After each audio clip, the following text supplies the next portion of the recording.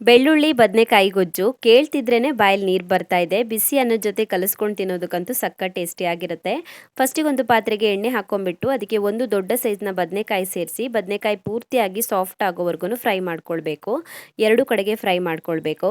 ನಂತರ ಬದನೆಕಾಯಿನ ಎತ್ತಿಟ್ಕೊಂಡ್ಬಿಟ್ಟು ಅದೇ ಪಾತ್ರೆಗೆ ಎರಡು ಕಟ್ ಮಾಡ್ಕೊಂಡಿರುವಂಥ ಟೊಮ್ಯಾಟೊ, 4-5 ಹಸಿಮೆಣಸಿನಕಾಯಿ ಹಾಗೆಯೇ ಸ್ವಲ್ಪ ಬೆಳ್ಳುಳ್ಳಿ ಹೆಸರುಗಳನ್ನು ಸೇರಿಸಿ ಇದನ್ನು ಕೂಡ ಮೆತ್ತಗಾಗುವವರೆಗೂ ಫ್ರೈ ಮಾಡ್ಕೊಳ್ಬೇಕು. ನಂತರ ಬದನೆಕಾಯಿದು ಮತ್ತು ಟೊಮ್ಯಾಟೊದು ಸಿಪ್ಪೆ ತೆಗೆದುಬಿಟ್ಟು ಅದ್ರ ಜೊತೆಗೆ ಹಸಿಮೆಣಸಿನಕಾಯಿ ಮತ್ತು ಬೆಳ್ಳುಳ್ಳಿನ ಸೇರಿಸಿ ಎಲ್ಲನ ಒಟ್ಟಿಗೆ ಮ್ಯಾಶ್ ಮಾಡಿ ಇಟ್ಕೊಳ್ಬೇಕು. ನಂತರ ಬದನೆಕಾಯಿ ಫ್ರೈ ಮಾಡ್ಕೊಂಡಿರುವಂಥ ಪಾತ್ರೆಗೆ ಇನ್ನೊಂದು ಸ್ವಲ್ಪ ಎಣ್ಣೆ ಹಾಕ್ಕೊಂಡ್ಬಿಟ್ಟು ಅದಕ್ಕೊಂದು ಸ್ವಲ್ಪ ಕರಿಬೇವಿನ ಎಲೆ, ಸಾಸಿವೆ, ಜೀರಿಗೆ, ಒಂದು ಸಣ್ಣಗೆ ಹೆಚ್ಕೊಂಡಿರುವಂಥ ಈರುಳ್ಳಿ ಸೇರಿಸಿ ಸ್ವಲ್ಪ ಹೊತ್ತು ಫ್ರೈ ಮಾಡಿಕೊಂಡು ನಂತರ ಮ್ಯಾಶ್ ಮಾಡ್ಕೊಂಡಿರುವಂಥ ಬದನೆಕಾಯಿ, ಸ್ವಲ್ಪ ಅರಿಶಿಣದ ಪುಡಿ, ಖಾರದ ಪುಡಿ, ಧನಿಯಾ ಪುಡಿ ಹಾಗೆಯೇ ಸ್ವಲ್ಪ ಉಪ್ಪನ್ನು ಸೇರಿಸ್ಬಿಟ್ಟು 4-5 ನಿಮಿಷದವರೆಗೂ ಫ್ರೈ ಮಾಡಿಕೊಂಡು ಕೊನೆಯಲ್ಲಿ ಸ್ವಲ್ಪ ಕೊತ್ತಂಬರಿ ಸೊಪ್ಪನ್ನು ಸೇರಿಸಿ ಮಿಕ್ಸ್ ಮಾಡಿಕೊಂಡ್ರೆ ಸಾಕು.